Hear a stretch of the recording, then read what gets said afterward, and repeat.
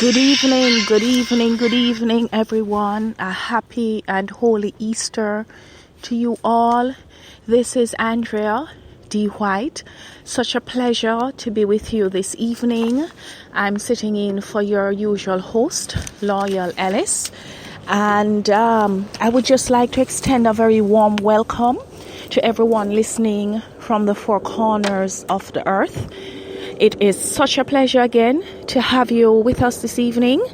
I would like to big up everybody who is partying, using the opportunity for a long weekend to get in to get their party on. For those of you in church, giving thanks, reflecting on what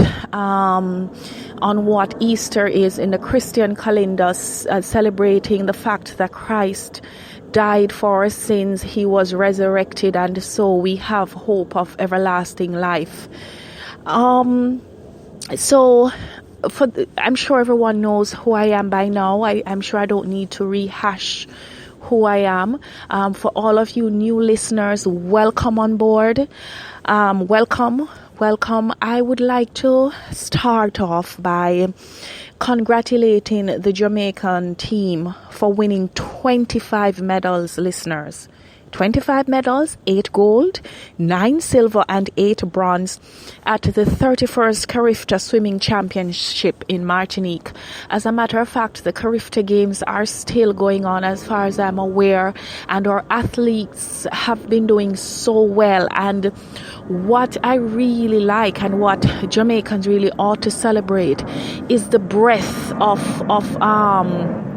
talent and ability that we have in all areas of sports. So we see swimming, netball, football.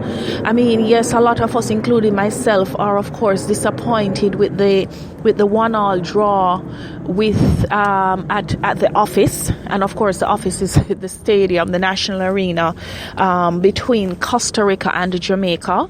But I mean, the first half of the game was very good. We played very good defensive football, and it was really a pleasure to watch it.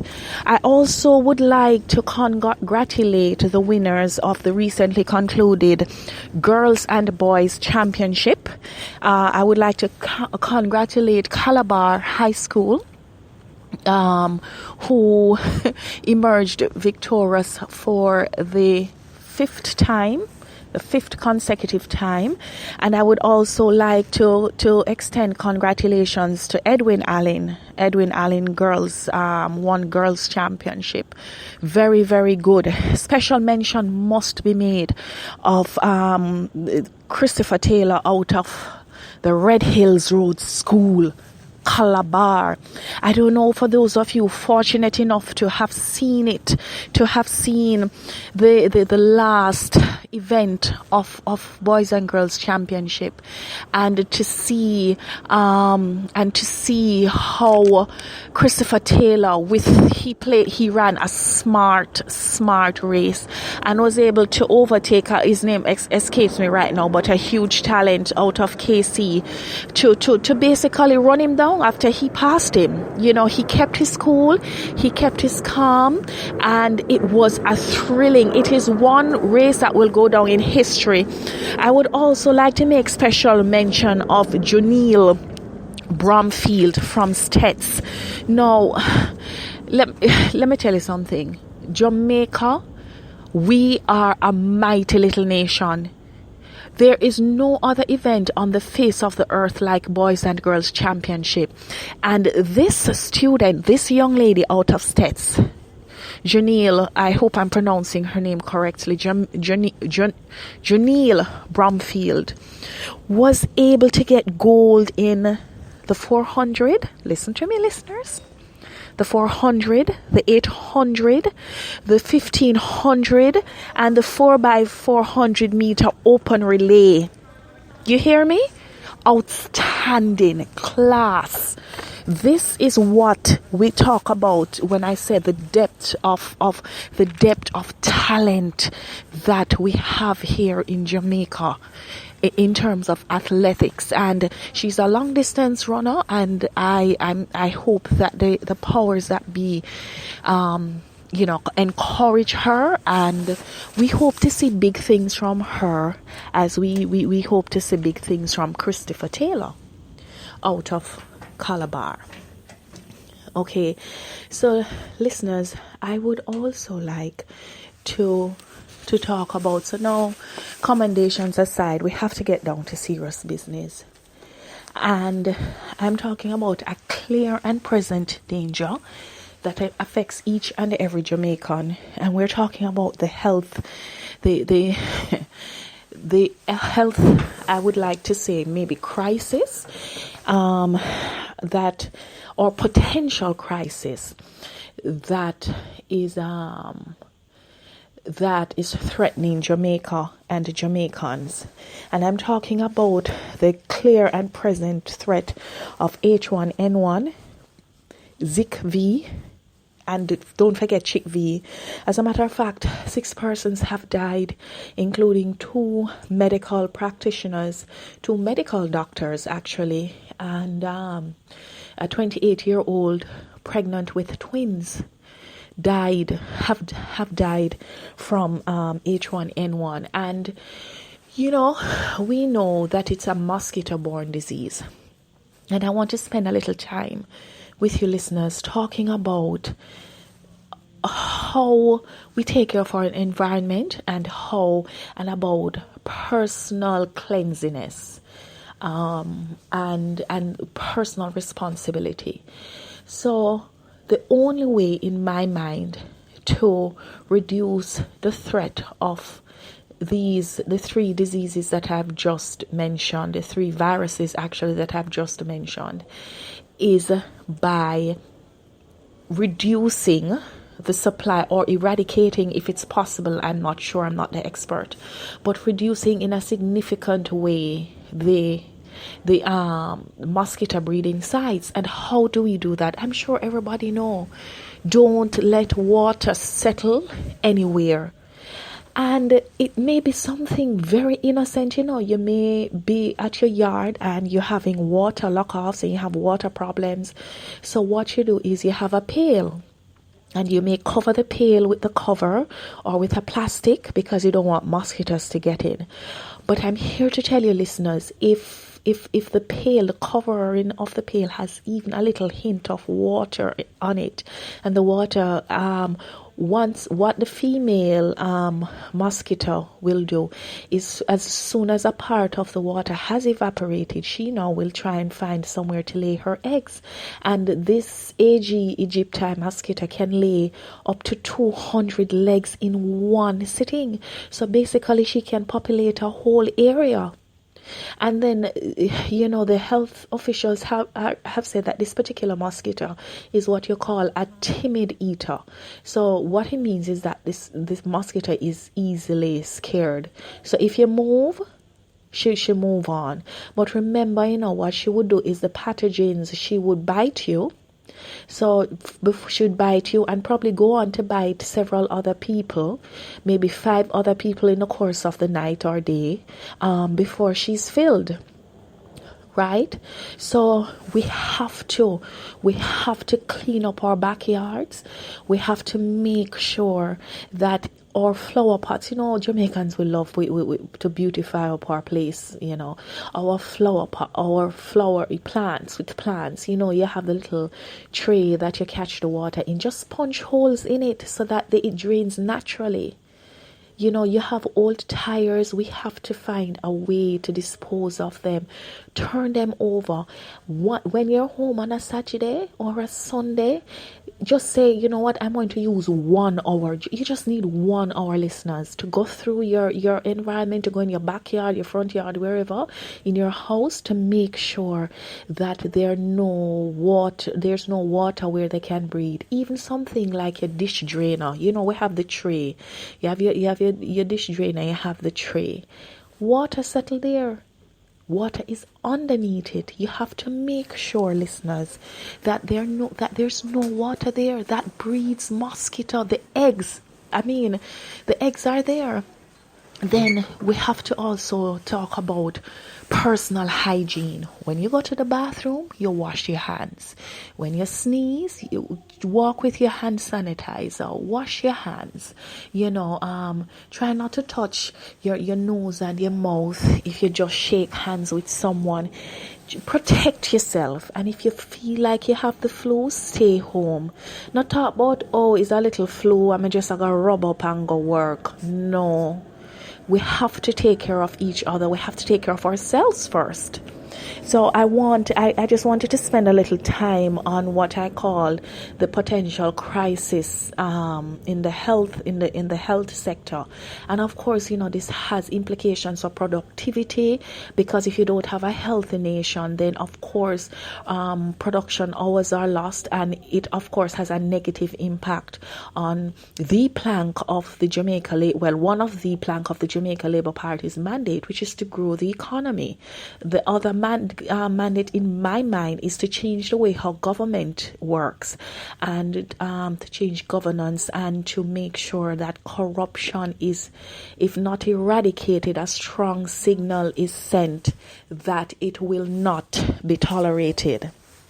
Okay, so that is my health alert. I now want to talk about what this discussion is going to center on, really, is about what I think are the significant issues, political, social, economic issues of the last week. And I want to go through them, and I want to have a discussion. I would love to know what you think. I'd love to know please comment on Facebook, or if you're listening to me via Twitter, or please also do that. I'd love to know what your thoughts are on all the issues that I'm going to discuss. And of course, I'm not saying that one is more important than the others. I'm not discussing them in any particular order.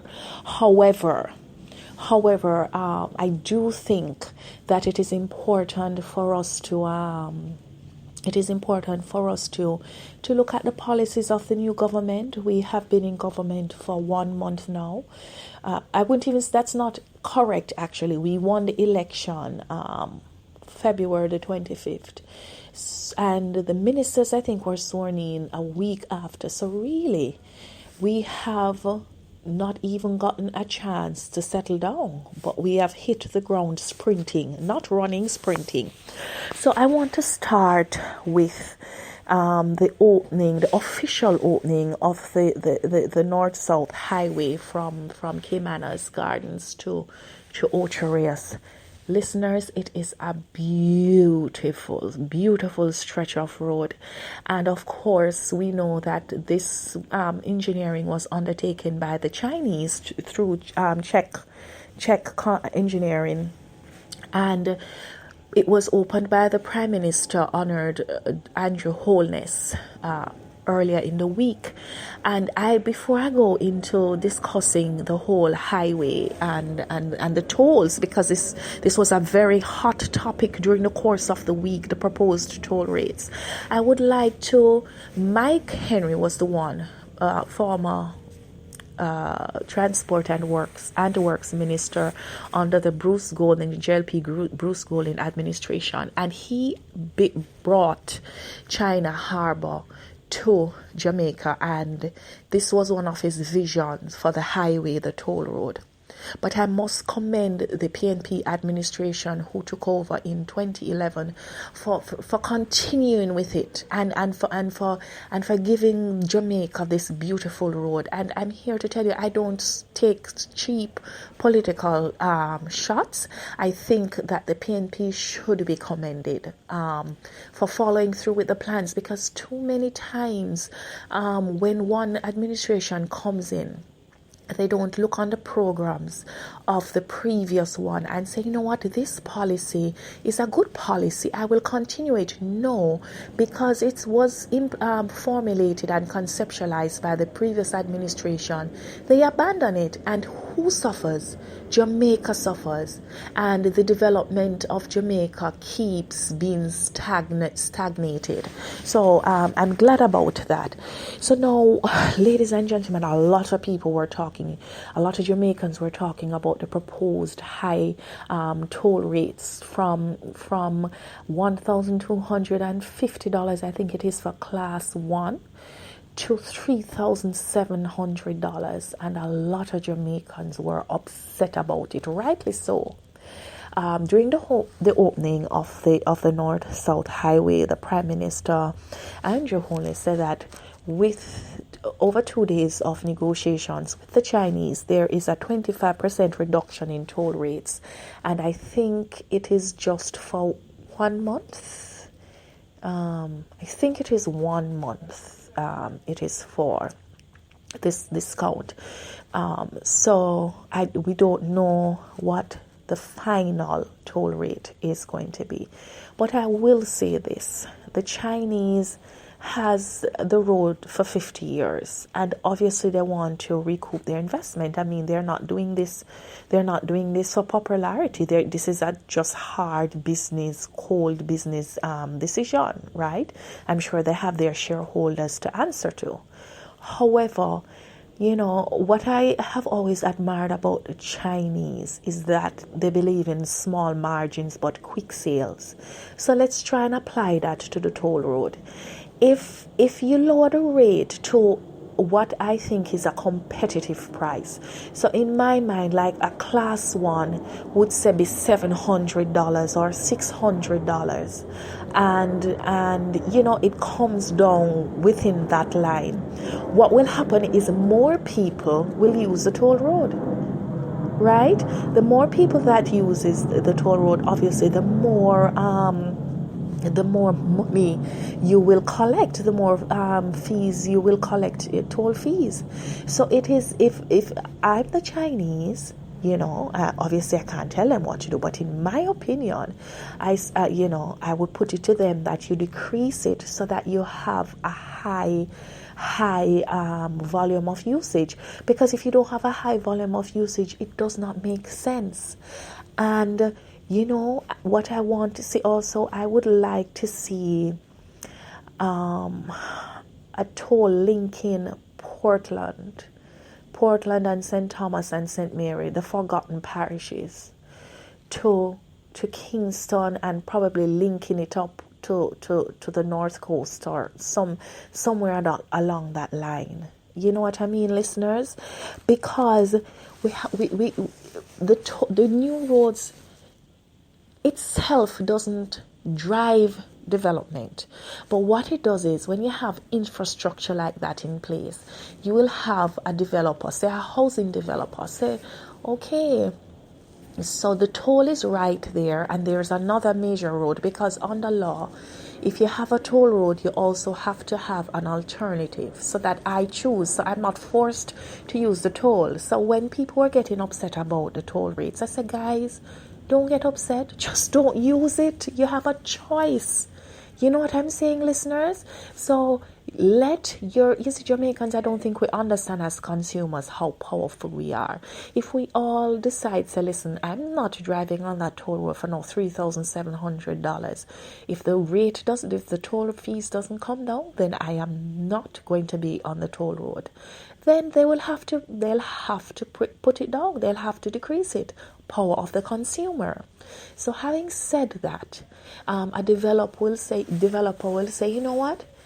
I am going to put some houses, some low, middle income, middle class, lower middle class housing solutions along the toll belt.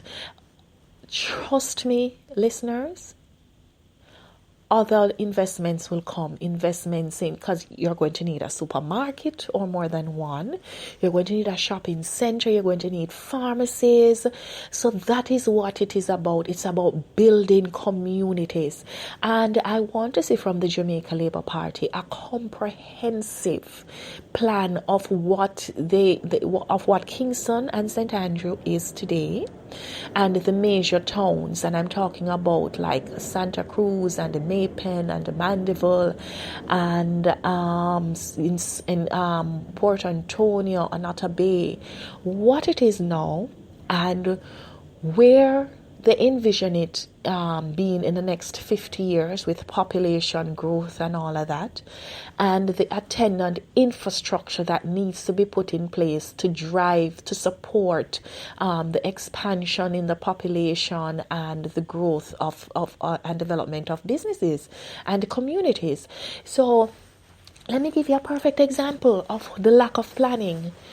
In central Kingston, I'm trying to remember the exact name of the road, but Ronnie Thwaites, former education minister under the PNP's administration. So the PNP's MP is Reverend Ronald Thwaites, and the people in that community have been complaining for several years bitterly about raw sewage and sewage water running into their homes.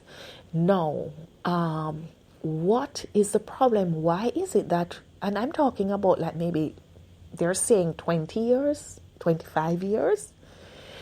I am saying, is it that the current sewage system that we have is not capable of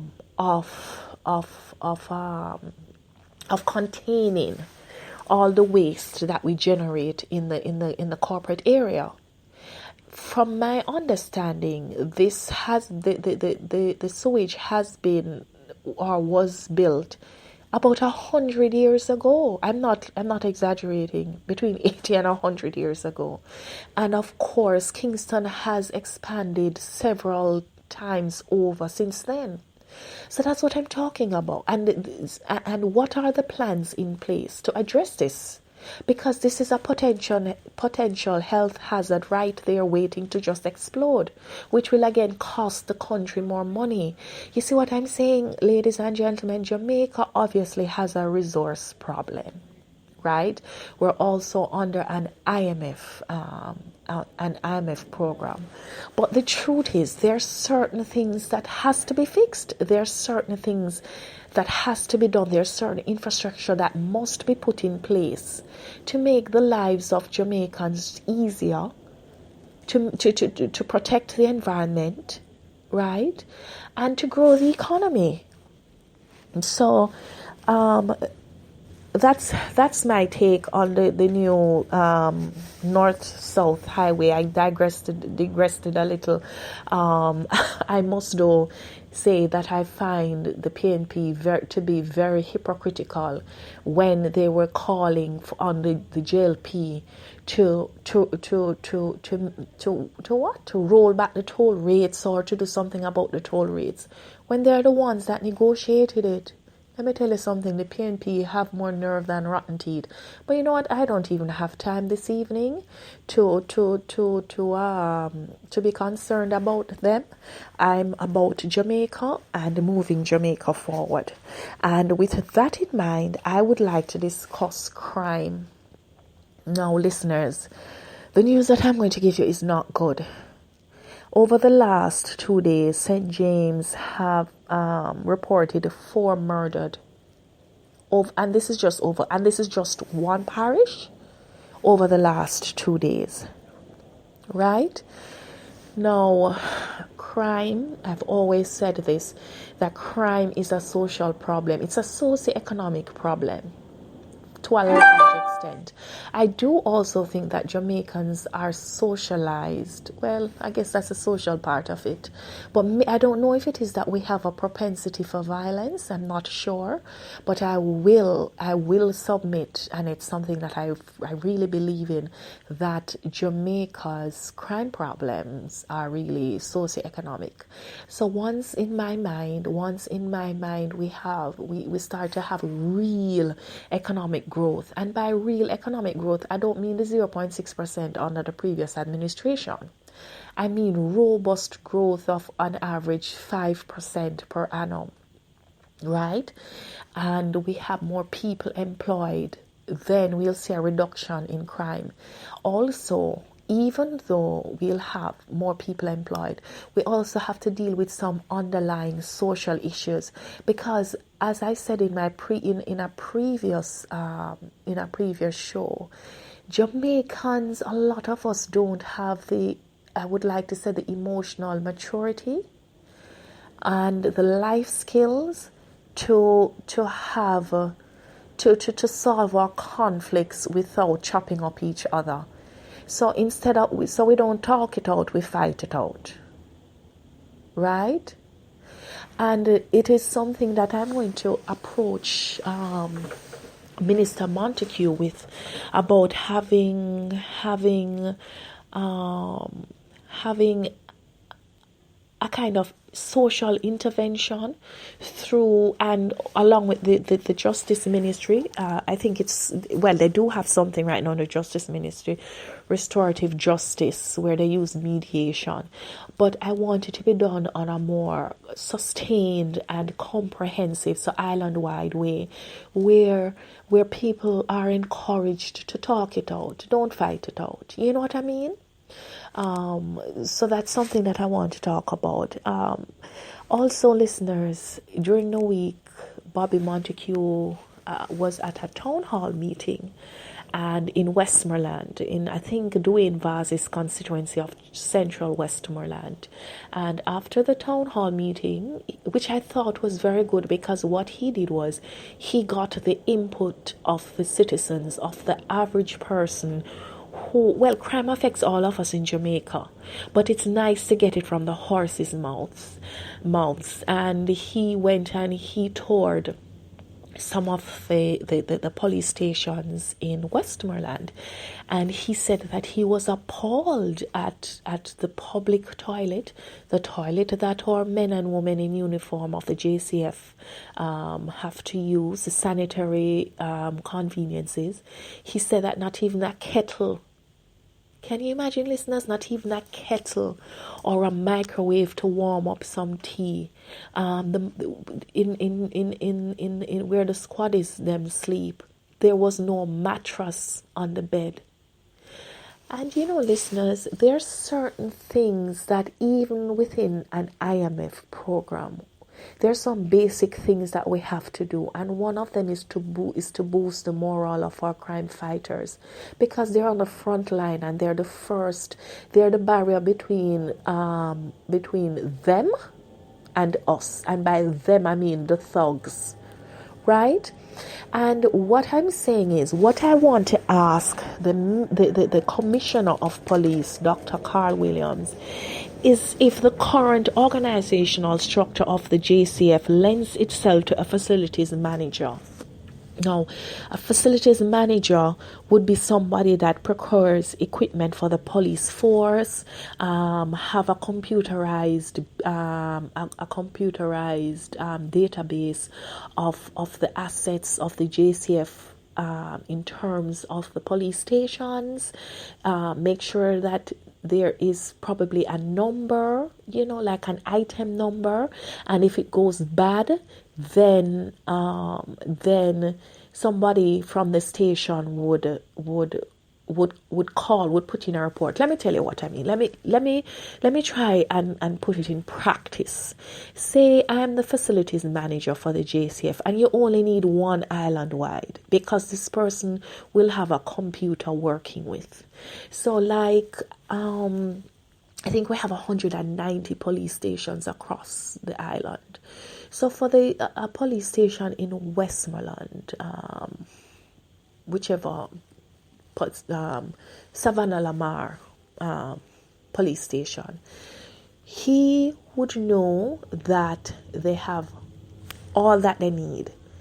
Mattress. As a matter of fact, I don't mean to digress, but it's the minister, I keep calling him Senator, Minister Robert Montague, toilet seat, toilet cover, the toilet cover.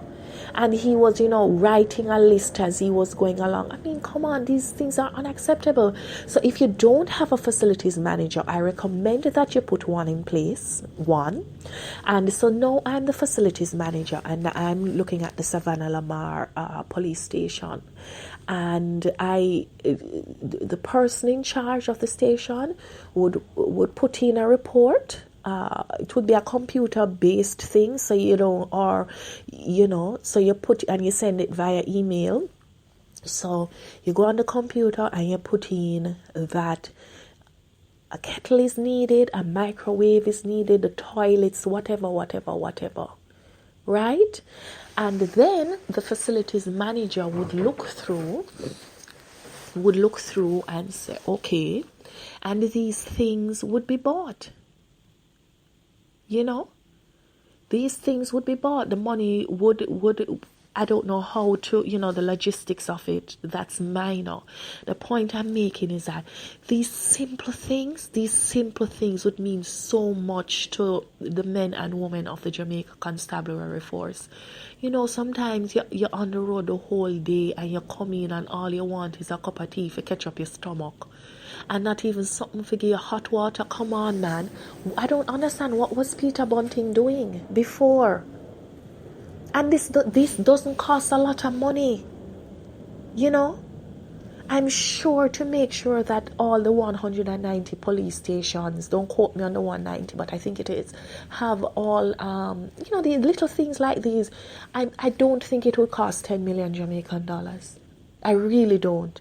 And we waste money in this country, right? What I also would like to say that I agree with Minister Montague's proposition to purchase pre-owned vehicles instead of new vehicles, and obviously cost savings. So what we need, again, a database. So each police division or each police station would have their police cars and with the license plate, and you would go in and you can go in and and this is a centralized database, right?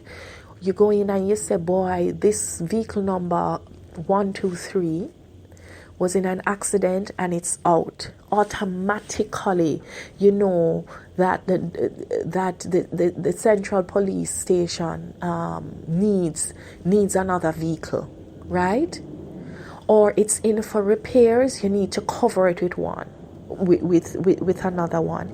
And if it is that we can get the same, because police vehicles are worked 24/7, so you need a reliable vehicle. So I'm not talking about no second-hand something where at the end of the day it will cost us more to repair and to maintain. That's not what I'm talking about. I'm talking about pre-owned vehicles that will give us the same shelf life. I think it's 18 months that a police vehicle lasts for. Yes, a new vehicle. If we can get the same amount of months or even beyond for a pre-owned vehicle, and we bought it for less cost and the maintenance is the same as a new vehicle or less, then I 100% back this proposal by the Minister of National Security, Bobby Montague. Because at the end of the day, we have to be creative with our resources. We have to be smart and we have to be creative because Jamaica has to grow. There is no other way, ladies and gentlemen, and every decision that we make must be made with how can this contribute to Jamaica's growth and development in terms of the economy. And in terms of our, socially, how does this policy contribute? And I like that the Jamaica Labour Party, all ministers from every ministry, were speaking as one in that regard. There are not some other things that I'd like to suggest or recommend, if I dare say, to the Minister of National Security. I would like to see an upgrade of our 911 system. I would like that after one ring, somebody answers. I would like it to have the capability to take text. I would like it to have the capability, if it doesn't know, and I'm also, ladies and gentlemen, making these assumptions because I'm not in the Ministry of National Security. So I don't know. So I'm making these recommendations on the assumption that this is not what obtains currently. Excuse me. So I would want our 911 to have a callback feature. I don't know. I think the technology is there where they can pinpoint with some level of accuracy where you are. I'm not sure. I'm just saying. I would also like all police stations to be linked to by computer to one central database, and so that people who go into the system, their biometrics are there depending on their level of crime. So depending on if legislation says that biometrics, and by biometrics I mean fingerprints and DNA, right, ought to be taken. So then at the Hanover police station, right, you have someone in and you say, what's your name? And they said John Brown. And you can go in the database now, and when you go into the database and you put in John Brown, you have any aliases? Yes, them call me Mad Dog or whatever. You put in his aliases and his physical characteristics and whatever. If he's in the system, if there's a warrant out for his arrest, whatever, the system should be able to spit it out, just so you know exactly who you're dealing with. And then you can say, but you're wanted for wounding with intent in St. Catherine. So we're going to send you there. You understand what I'm saying, listeners? We have to be smart and creative with how we use our limited resources. But I've always said we have to look at the areas that can have the most impact on the lives of the Jamaican citizens. Right? So I'm here to tell you that a lot of people who are wanted and missing or whatever, I'm here to tell you that a lot of this will be minimized because you have this information. So you have real time, and I'm hoping that, further down, when Jamaica really starts to prosper and our economy really starts to click, then every police vehicle will be equipped with computers, so that you stop a motorist, you put in his driver's license, and if there's a warrant out, if he has an outstanding ticket, whatever it is, it comes up on the system. You understand what I'm saying, listeners? And I want us to also build up our DNA storage. And going back to economic growth, because remember I said to you that all the ministries, we're speaking as one when it comes to the growth agenda, which is the one of the two main planks of the Jamaica Labour Party, and the mandate that we were given on February the 25th by the Jamaican people. Maybe we could have a partner with private investors, or maybe members of the diaspora, and I need to speak about the diaspora shortly, about refurbishing our police stations island-wide.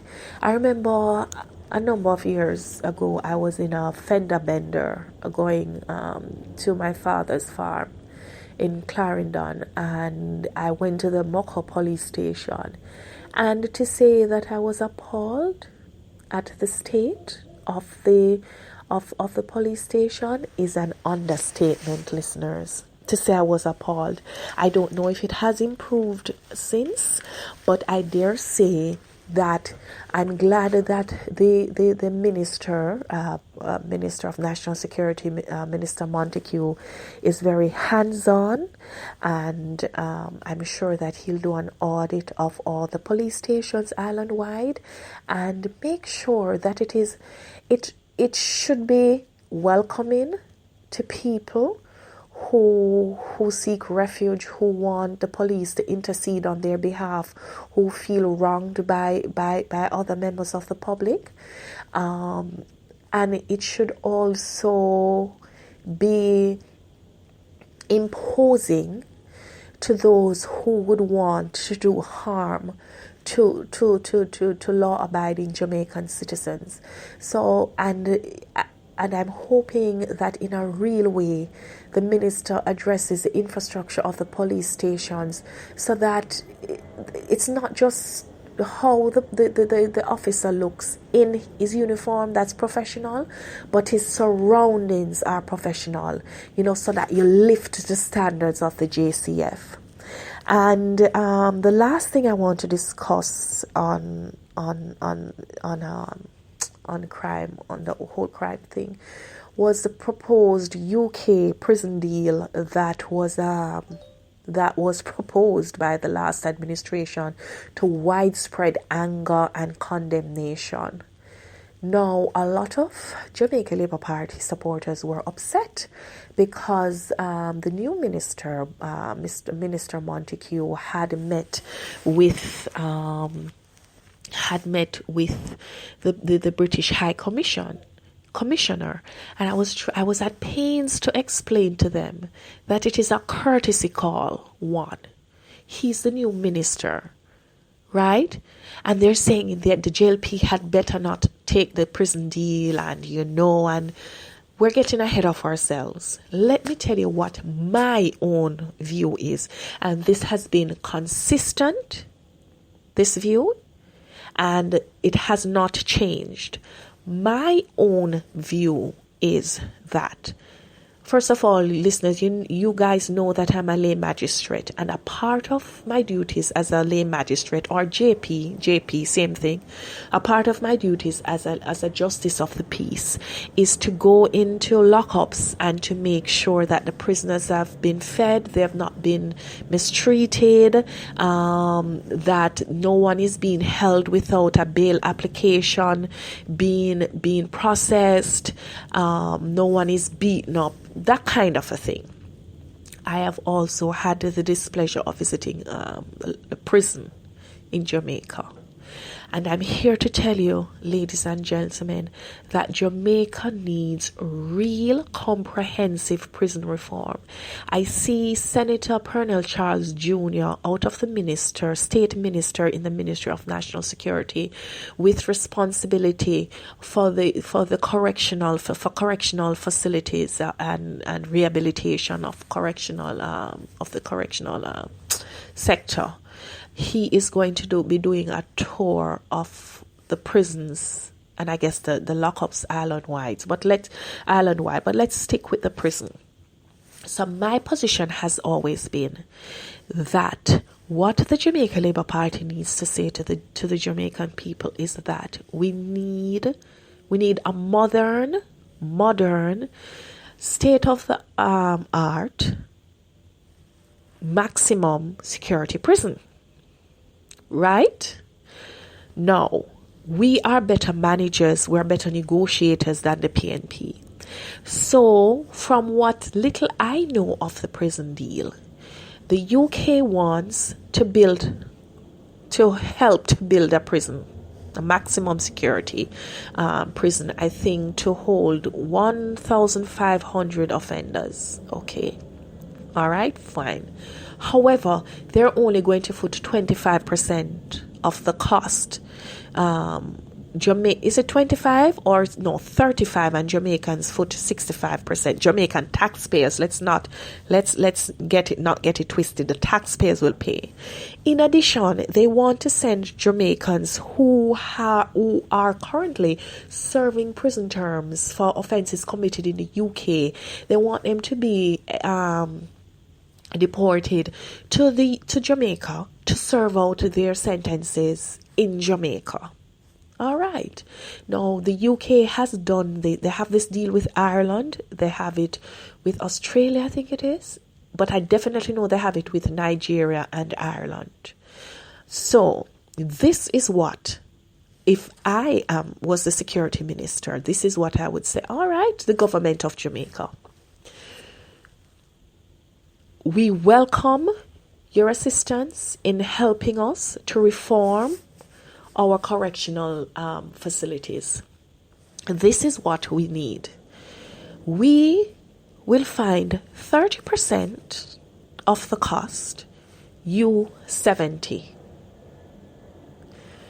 We will provide the land, we will provide the labor. Again, you're employing Jamaicans, right? If there are any specialized expertise, we welcome it from the British. Fine. Now, the prisoners that you want to deport to Jamaica, we will take them. Now, on the understanding that you will have to pay for their keep, and when I say keep, I mean for the salary, for the overall stay of the inmate until he has served his sentence. Most of these sentences are for drug offenses, right? So you're going to say to them, because as it is now, I think it costs the UK taxpayers £50 or more per day to keep a foreign prisoner, right? Okay. My understanding is that it costs a fraction, maybe 15% of that £50, right? So then you're going to win because it's just costing you 15%.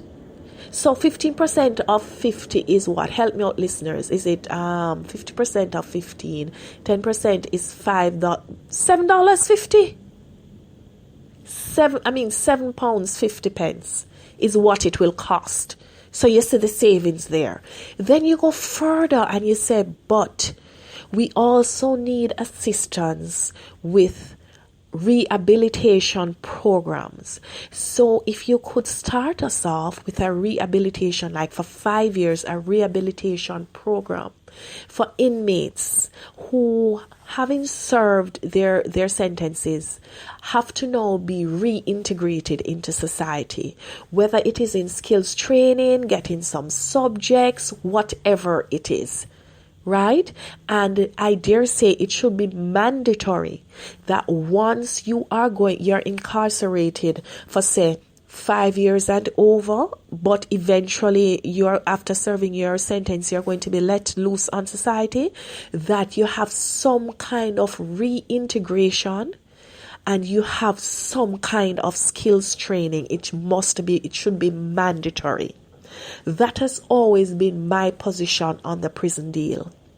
I will go further and say to you that that Tower Street, the prison GP, is it right, needs to be removed from downtown at the waterfront. Who has a maximum security prison at the waterfront? That's prime residential and commercial space.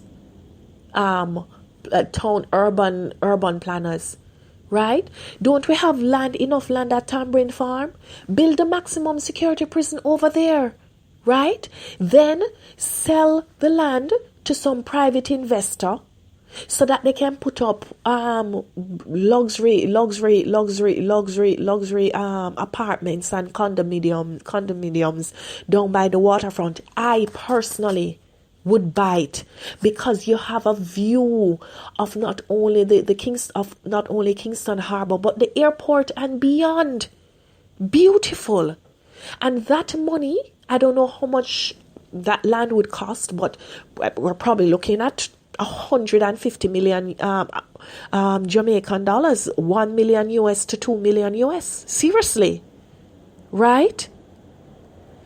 The investor, the private investor can always market it for overseas investors, because remember, with the revitalization of downtown, it all ties into the development. So that is my position on the prison deal. Right? I would also like to briefly discuss, listeners, another news item from this week, which is diaspora voting. The foreign minister, Senator Kamina Johnson-Smith, says that that the ministry is examining the best practices of certain countries, including India, Israel, Mexico, and France, on their system of diaspora voting. So the ministry is examining these best practices with a view to facilitating Jamaicans living in the diaspora voting in elections in Jamaica. Now, I'm going to tell you what my personal feeling is about this. I don't have enough information. I'm a little wary of it. Why you would say that I'm wary? Because I think a part of it is that I'm concerned that persons living outside of Jamaica, especially for an extended period, and not necessarily experiencing the day-to-day realities of Jamaica, would be able to determine our faith. Remember, there are more people living outside of Jamaica than inside. I don't know how many people would be diaspora potential voters to vote in the elections. I don't want you listeners to think that I'm closed to the idea. It is just one of those policies from the Jamaica Labour Party that I'm not sold on. I don't know how it would work. Is it that they would vote en bloc for the JLP or the PNP? Is it that they would vote for a member of parliament? Is it that each individual person would vote? So say I live in say France. Yeah. I would vote in the constituency that I used to live in, but I haven't been there in like 5 years or 7 years. It has changed, and what is important, and how am I going to know about the issues? I don't know. As I say, I think it needs to be fleshed out. I would love to see.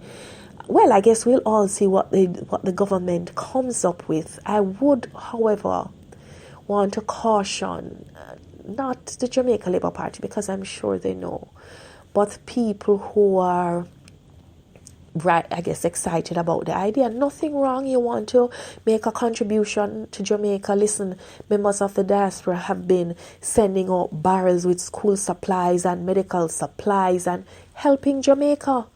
A lot of remittances come from especially the UK, Canada and America through Western Union and Jamaica National and other money transfers that actually help the economy and keeps the economy of Jamaica going. Right? But what I want to say is that I'm still a little wary, but having said that, a word of caution. Any such change would require a change in the Constitution, as I understand it, which would mean that we need a 2/3 majority in the House of Representatives and at least one opposition senator to vote in our favor. Now, we all know about the 1-seat majority are coming out of the February 25th elections. And I'm not sure of the PNP's position on diaspora vote. I'm not sure, and even if their position is one thing, I am not sure if it has changed. So I don't know. I mean, this would be a perfect example of I would say, or a perfect opportunity for us as government and opposition to work together, as political leaders to work together. I think it would be a very good opportunity. I'm not sure of the PNP's position, so I don't want to go out on a limb and say anything, and their position can always change. It is their right. I will just say that I await the various studies, I await the various consultations, and we'll see what happens. We'll see if it is something that will work. I must say, though, that the Jamaica Labour Party, including myself, have always seen how valuable, or I would say the invaluable contribution of the diaspora, and we would of course want in some way to have them be even more involved in the running of our beloved Jamaica. So, ladies and gentlemen, listeners, changing gears now, I would like to talk a little about news coming out of the Ministry of Culture, Gender, Entertainment and Sports. And the portfolio minister is Honored Olivia Babsy Grange. And she has said that she is going to bring to Parliament I think it's Parliament, right, legislation for gender quota. So, the first question I ask is, what is the defect that the minister seeks to cure? That's my question. And the minister has said that the lack of proportional representation of women in Parliament and other areas of society is the reason why she is seeking to have gender quotas. So let me reason this out a little and tell you, I'm not shy in telling you my opinions on anything. So if this is true, if it's true that there's not equal proportional representation of women in Parliament and in other areas of society, I guess like business and the arts and the culture and sports, then if this is true, is it because of gender-based barriers? Is it because I'm a woman, so that is the reason why there are no opportunities, or the opportunities don't present themselves enough, or there are too many hurdles for me to be a part of Parliament, for instance? I don't accept that. In the just concluded 2016 elections, 24 female candidates, or approximately 40% of the total candidates, were women, were female from both sides. I think the JLP had 11 candidates and the PNP 13. So that's a total, as I say, of 24. And out of that, 11 were successful. And in 2 or 3 of the seats, women ran against each other. I can clearly recall Imani Duncan Price being defeated by Juliet Holness in Eastern St. Andrew, and I think it's Carissa Simpson and Natalie Headley went up against each other. Obviously, both women couldn't have won. 1-1. You understand what I'm saying? So, and there are 5 senators. I do though think 5 senators out of 20, 30, 21. There, obviously, we could have more. I would have preferred to see 9, 10 female senators. I really would. But in the cabinet, out of the 18-member cabinet, we have 4 females. Right? In an International Labour Organization study of January 2015, Jamaica had or has, the study concluded or found that Jamaica has the highest percentage of senior middle managers who are female. Right? Although the study also did say that in terms of top management, we're underrepresented really. Now, is it because of gender barriers? Is that why? Because I do accept that in terms of, as they would say, the top management in Jamaica, the real movers and shakers, I do accept that Jamaican women are underrepresented. We're talking about Wisynco and Sagicor and Red Stripe, and these NCB, these are headed by men. And these are power movers in terms of industries in Jamaica. Right? So I do accept that. And that's where the real power lies. But let me tell you what I have a problem with. I have a problem with being my soul my sole reason, or the reason why I'm standing in front of you or representing someone, is solely based on whether I have a vagina or a penis.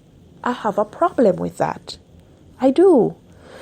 I think that I don't think I don't think that there are barriers to a woman's gender, based on her gender, to enter politics, for instance.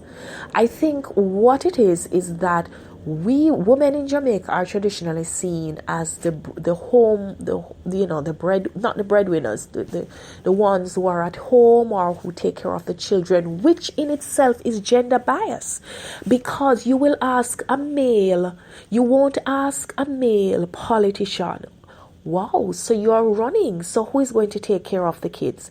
I heard them ask Imani Duncan Price, an accomplished woman in her own right, the former PNP senator, as well as Juliet Holness. Right? Now these women have husbands. And I find that they don't ask a male politician, how are you going to juggle home life and politics? But they ask female politicians. That in itself is to my mind biased, right? I think what it is that more women, we need to offer ourselves up. We need to network. We need to form a support group, especially in terms of finances, because that to me is the number one barrier to anybody entering representational politics. But unfortunately, men have more access to finances than women. And unfortunately, there are some disgusting men who they will contribute to your campaign, but they also expect you to contribute in a different way. Right? So these are unique challenges facing women, but I don't think that any woman in Jamaica is barred from entering representational politics or any other sector in Jamaica solely because of our gender. I don't think so. And I am going to respectfully have to disagree with the minister and say that the reason ultimately why I reject gender quotas is because when someday I intend to sit in the House of Parliament as a political representative, as a JLP political representative, and when I get up to argue a point or to defend a policy or to advance a policy, I will get up secure in the knowledge that I am standing there because I earned my place, because I went out, I campaigned, I raised money, I showed a clear plan for the constituency that I was voted in, not based on trying to fill up any number and to have a 50-50 thing, but based on my competence, my proven track record of performance, and my qualifications, so that when I get up to speak, whatever I say has legitimacy.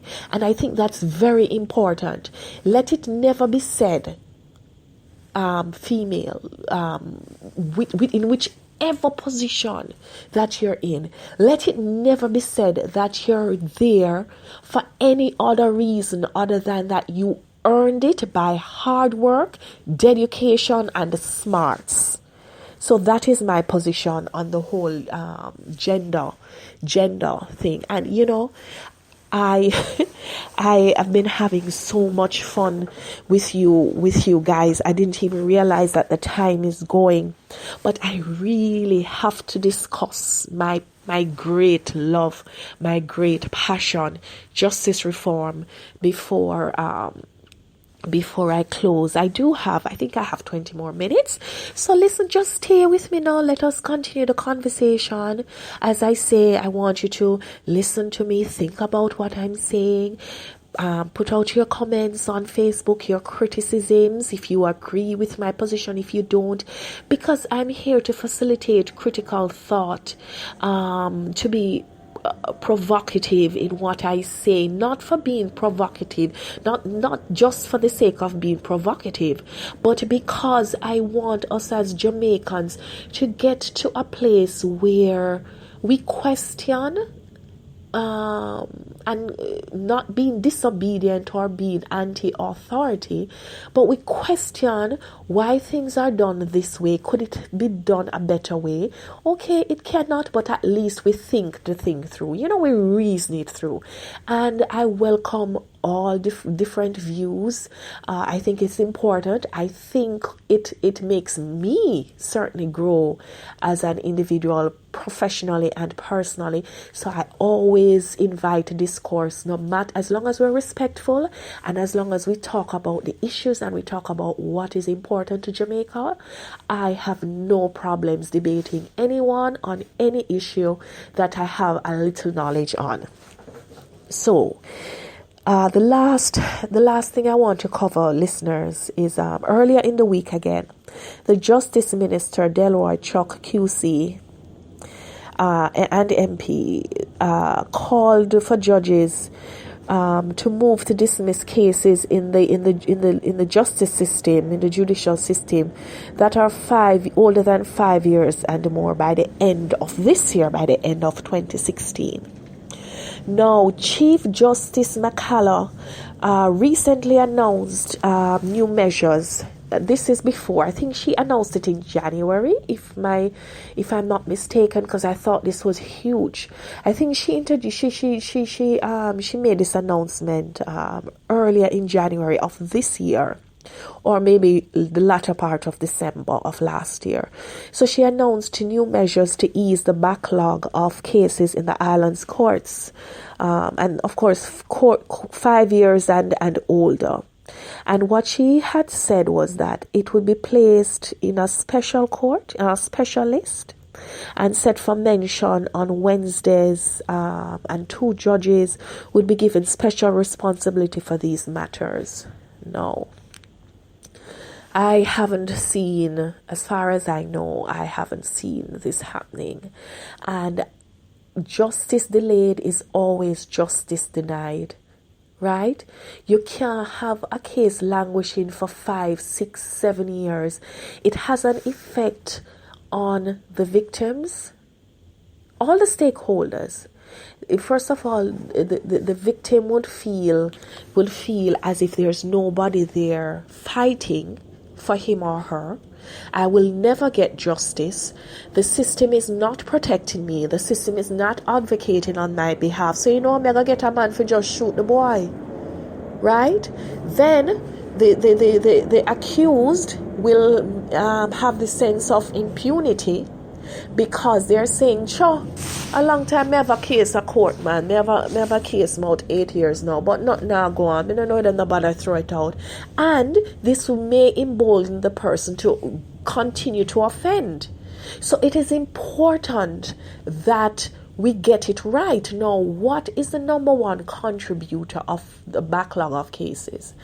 My understanding, listening to an interview done on Nationwide with the Director of Public Prosecution, Llewellyn, Paula Llewellyn, as well as QC, as well as the permanent secretary. Her name escapes me right now. Carol Jackson, I think it is, in the Ministry of Justice. The DPP is making the case that, or she's submitting that, a lack of judges and a lack of courtroom cases. And I agree with the learned DPP's submissions in this area, right? We have had in Jamaica explosion of cases, right? The system is just clogged up. And we have not been building new courtrooms. So you find that you have a case set for mention, but when you go, you have another case that is now on the books, ready to be heard, and you just have to push that case down. And what it does is, as I said to you, it fosters, it weakens the very foundation of justice, and it delegitimizes the justice system and the credibility and the trust, and this is important, the trust that Jamaicans have in the justice system. So what will happen is, a man say, me not go court. It is a frustrating, long, stressful experience. So I just like to take the law in my own hands, and then you have this repetition of violence and an eye for an eye until the whole Jamaica becomes blind. Right now, I know, again, resources, I know, but might there be creative ways for us to deal with some of the backlogs? Some of them are serious crimes like murders and rape and grievously wounding, grievously bodily harm. So some of these cases, not unfortunately, we have to see them through. But I submit to you that maybe there are ways that we can find to clog up the system. Let me advance one. So now, again, gentlemen, I am a JP and I feel that I'm not being used. And remember, justice of the peace is free work, right? Don't let any justice of the peace take money from you for signing in exchange for a recommendation or to sign passport documents or any other kind of legal documents. It is illegal. It is wrong. A JP should be someone of the highest integrity with the highest ethics, an upstanding citizen of Jamaica, right? That's the first thing. So now, at the Jamaican court system, we have the lowest level is the petty court session. We call it the petty session, and of course the highest being the appeals court, and then we go to the Privy Council. Cool. Let us stay with the petty session. Now, the petty session court in its how it's currently being used, it's presided over by JPs, and these JPs, including myself, we hear minor cases, for example, common assault, disorderly conduct, and use of indecent languages, to name a few. Now, these petty sessions are held regularly throughout the 14 parishes of Jamaica. And the JPs, or lay magistrates, because that's what we really are, lay magistrates, lay the common man, are advised on points of law, right? Are advised on points of law by a clerk of the court or a deputy clerk, usually an attorney at law. And my authority, the authority from which I conduct my duties and my roles and my responsibilities, are guided by the Justice of the Peace Jurisdiction Act of 1850, as amended by 2006. Now, these are some of my recommendations. First, you increase the cadre of JPs throughout the 14 parishes, right? Then you rename the petty session courts. You can call them the lay magistrates courts, right? Then minor offenses, like, to me, all minor traffic like tickets and traffic offenses, either traffic violations that doesn't involve serious bodily injury and all of that, either you send them to the lay magistrates courts, or you use lay magistrates in the traffic courts. So now these judges can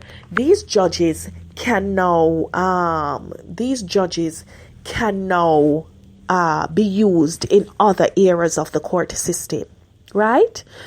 I also would like to see what I call a justice square. So downtown, where you have Sutton Street and you have the Supreme Court and the Court of Appeal, and I would like to see the Ministry of Justice down there.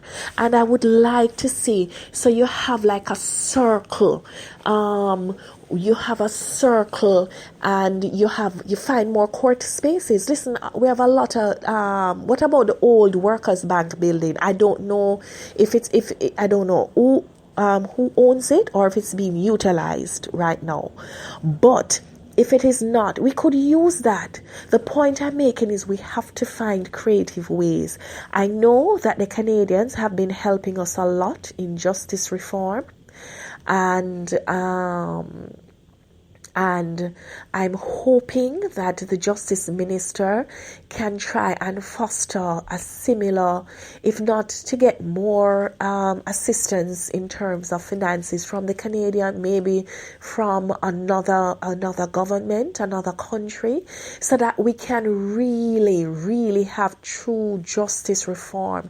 Because I'm here to tell you, ladies and gentlemen, you're talking about growth agenda and prosperity. We have to make sure that the fundamentals, the foundations of the Jamaican society are fixed and that they work. Because it don't make sense that you say that you're going to have these jobs available, and then when there's a simple contract dispute, a man can't get him pay, and he goes and takes out a summons to sue someone, he can't get through, and then him turn around and chop him up or whatever, because he's saying that the system moves too slowly and it doesn't articulate his points, or it doesn't advance his interests and protect his rights. So, ladies and gentlemen, I have come to the close of my discussion. As usual, it's always a pleasure to have you. You know what I'm going to close with, right? Personal responsibility, civic duties, civic responsibilities, personal responsibilities, right? Because of course, with rights come duties. And again, I will always say to you, make sure that you obey the laws of Jamaica. Cool? When they call you for jury duty, don't lie and try and get out. Go perform your duty. It makes the justice system stronger, because the lack of jurors is one of the failings of our justice system. Right? That's true. Make sure, please, not litter the place. Jamaica dirty as it is. Right? As the new Minister of Local Government said, that from Morant Bay Point to Negril Point, the whole of Jamaica needs to be cleaned up. Right? Because the previous administration apparently not believe in cleanliness. So please don't throw your garbage in the gully, and don't throw anything through your car windows. I mean, that's just nasty, right?